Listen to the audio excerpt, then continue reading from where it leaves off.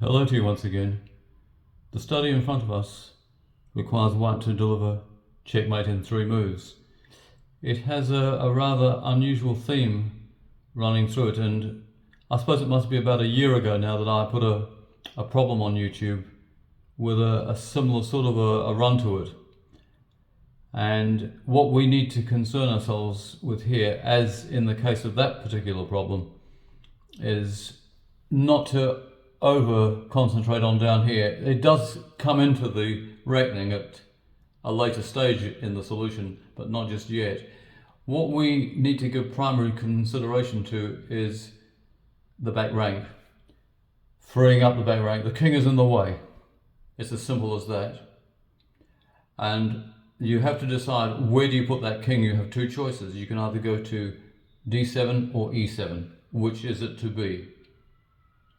Well, the major problem with going to d7 is that you leave yourself open to the objection of check.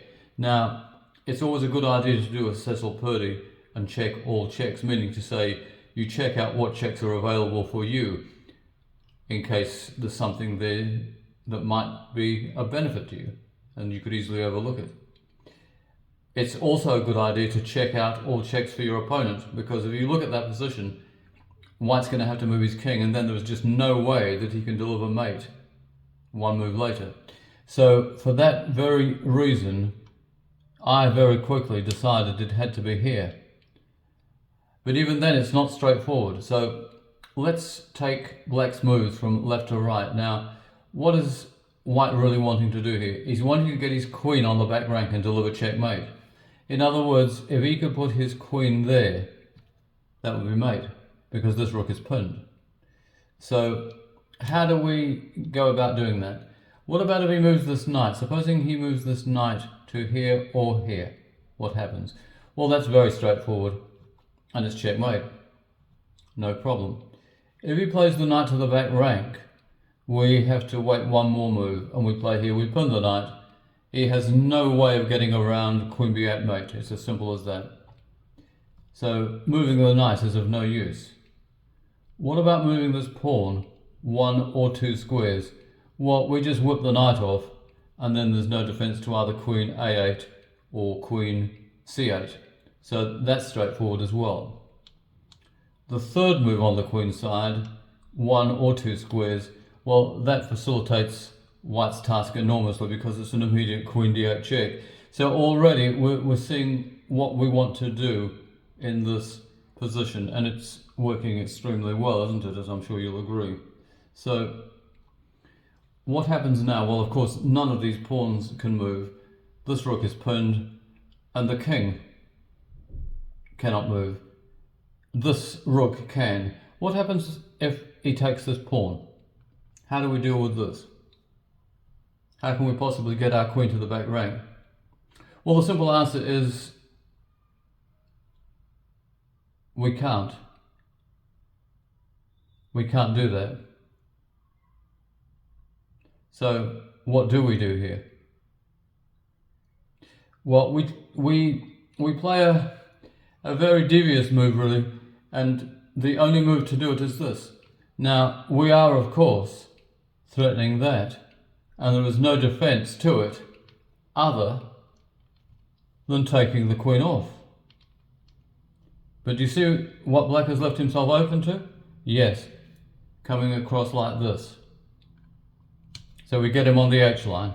He can't interpose because his rook is pinned, and that's over and done with. So that's very nicely done. What about if instead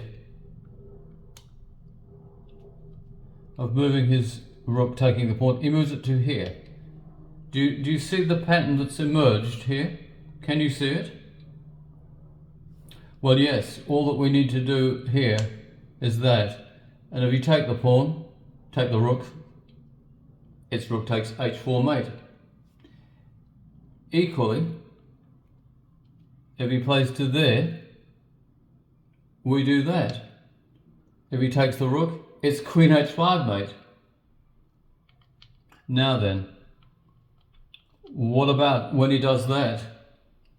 we've run out of this device, haven't we? We can't employ it. So what do we do instead? What do we do instead of that position? Well, if you think back to my earlier words, I did say that towards the end of the solving of this problem, we would occupy our attention here. Can you see it?